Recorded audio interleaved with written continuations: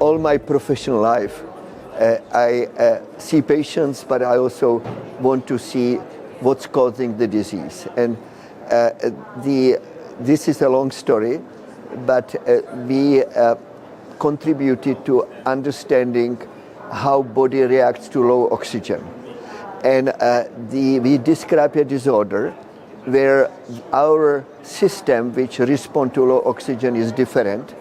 And it is an inherited disorder which causes too many red cells, but also strokes, called Chuvash polycythemia. And because of that, we were interested to find out how the people who live for many generations in not very easy environment, in very high mountains, how do they cope?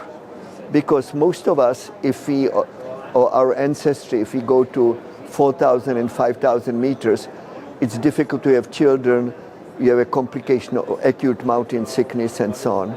So we published in Science and Nature Genetics that Tibetans, who've been well studied, that they have a different activity of genes in the pathway which responds to low oxygen. And so then because of that, it got some attention. We also knew there were some other populations living in different parts of the world, this time in South America, in high Andes. And unlike Tibetans, who do not have too many red cells or excessive amount of red cells, they had more red cells. But it must have been beneficial for them because they developed this gene. And it took us a long time to find the gene.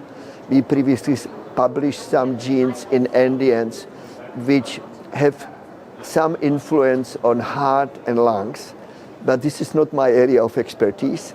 I was trying to find high hemoglobin, and indeed we did find it, and the paper is in press in Nature Communication, and it's a gene which is called NFKB1.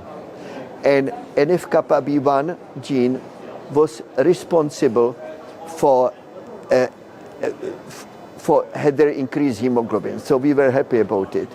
But then, to our surprise, we found that this gene, which is also present in Europeans and other Asians and Hispanic who live in lower altitude, has about frequency of 30%, unlike in Andean, where the frequency is 90%.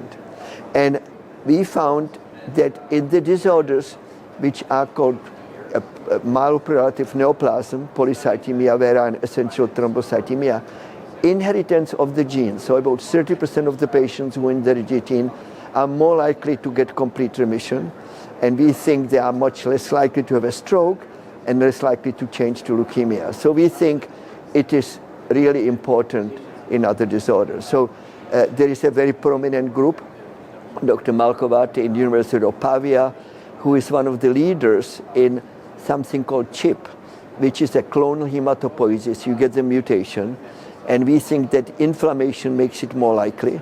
So we are now studying with people who are expert in different disorders. We will look at the inherited genes and see if it changes the activity and predisposition to some harmful disorders, such as leukemic disorders or blood disorders.